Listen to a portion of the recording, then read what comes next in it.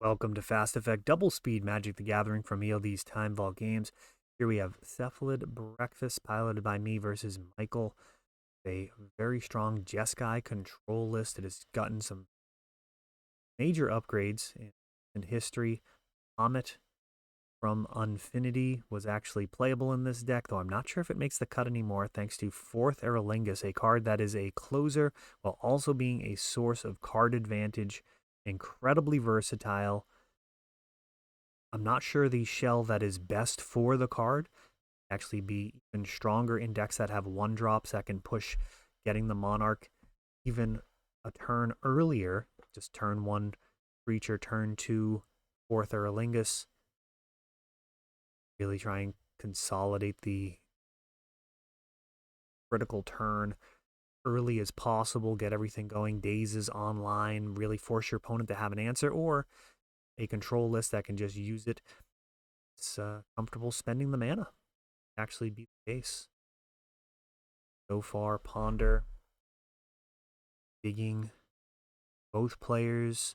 One of the nice things when playing Breakfast against a control list is you're not under a huge amount of pressure, even with 4th Prereleases as a card. It's not something that's just going to come out and beat you. It's not like playing against Omnitel or any type of combo deck. They're going to have to win over a series of turns. That's going to make a card like Orange Chant just incredibly dangerous for them. That fetch land also represents potentially finding Mystic Sanctuary. Lands already in play, 3 islands. End of turn step through, so a lot of card selection happening here. Pondering, step through, finding the Cephalid combo likely already in hand. It's going to be a matter of where it actually resolves. So starting out with an Orange Chant, Flusterstorm, that is not worth fighting over. If you pay the 2, there's nothing left to do on the turn. So it looks like just going to be dropping a land and passing.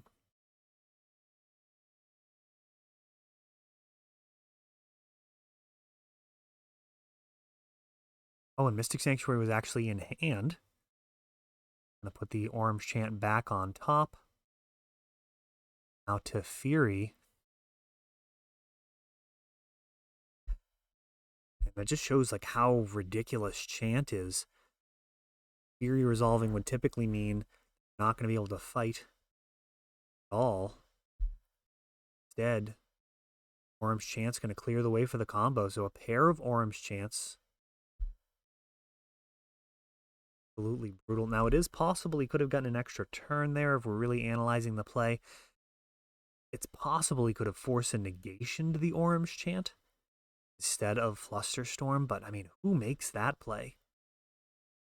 That would be crazy. The Orange Chant still could be fired off during the upkeep. Now, because the Mystic Sanctuary is in hand, I guess that actually would have bought a turn. Yeah, because I wouldn't be able to get that chant back on top of the library and in hand, so whole nother draw step. But I mean, that, I don't even know if that's the winning line. Let me know if you follow that. Throwing out a force and negation on that original chant, stopping the recursion happens from Mystic Sanctuary and the fetch lands in the deck. I mean, that's really the main thing. You have so much access to that single copy of Mystic Sanctuary. It does occasionally slow you down, but so far it really hasn't been a major problem. It has won many, many games. So definitely in the positive EV category. It's not without trade-off, but the trade-off so far has been minimal. And I would say actually hasn't really cost me anything.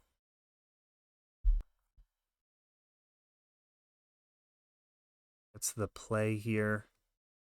Well, that won't let him get out in front in terms of winning the game. It will at least give him earlier access to his answers and potentially keep me on the back foot. Mystic Sanctuary coming into play tapped on his side.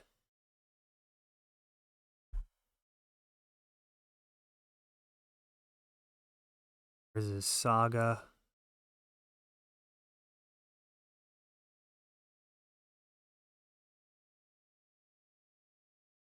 Already up to led with Saga?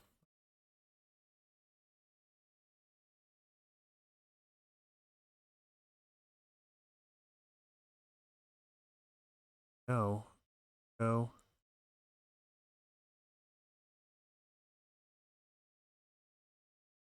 Fetching response. Could be just going for the win here. Another fetch.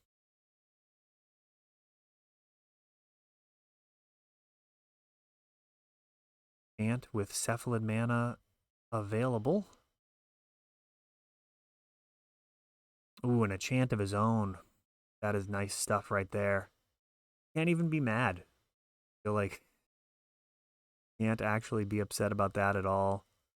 Chant is catching on. Love to see it. A little bit of a discussion is whether or not a split would be appropriate. Right now, I'm still on 4 orange chance until I start actually losing a card like Surgical Extraction hitting my chance.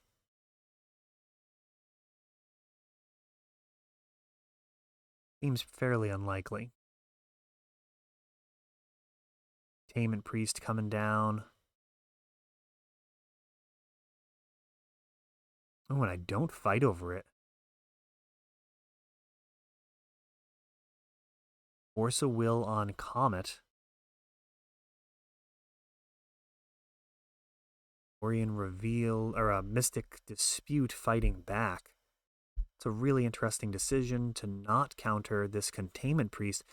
It's one of the stickier hate cards, so I suppose the plan now is to just pivot to getting the Oracle into hand. Gotta be careful here.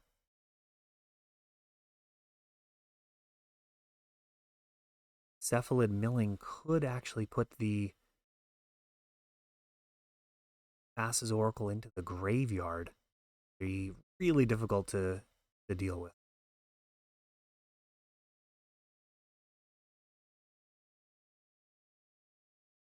Bit of a gamble.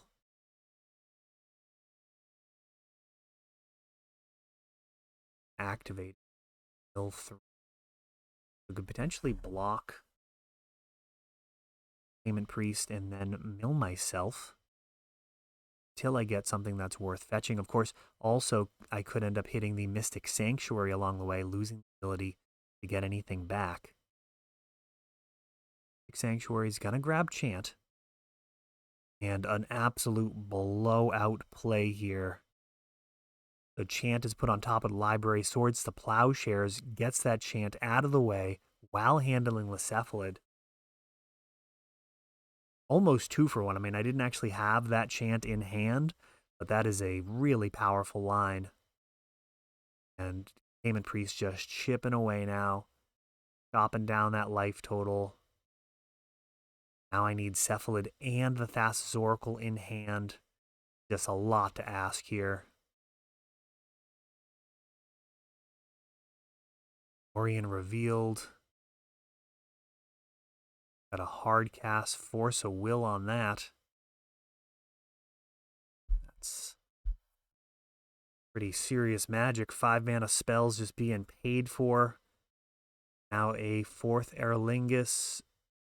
And that's a wrap. So dead with Teferi in hand. Oof. That is rough. Well played by Michael there, forcing a game 3.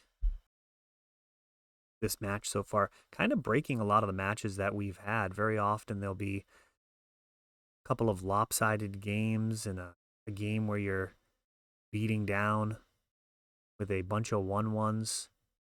And this is actually just a turn 2 win. Look at that. Out of the gate. Have a turn 1 Nomads, turn 2 Urza's Saga into Cephalid. So there's a lot to have to deal with there. Even if you kill the Nomads, Shuko would be coming a couple of turns later. And now it's a shot at the hand with Cabal Therapy. What would you name in this situation? I do have Force of Will in hand. So I go with Flusterstorm. That would be one of the only cards that Force can't handle. See that Michael had a Singleton Brainstorm. It is possible that he, I guess, needs to brainstorm there first. No, because then it shuts off his Flusterstorm. I just don't think there's any way around that. Let me know what you would have named, how you would have played that in a brutal third game.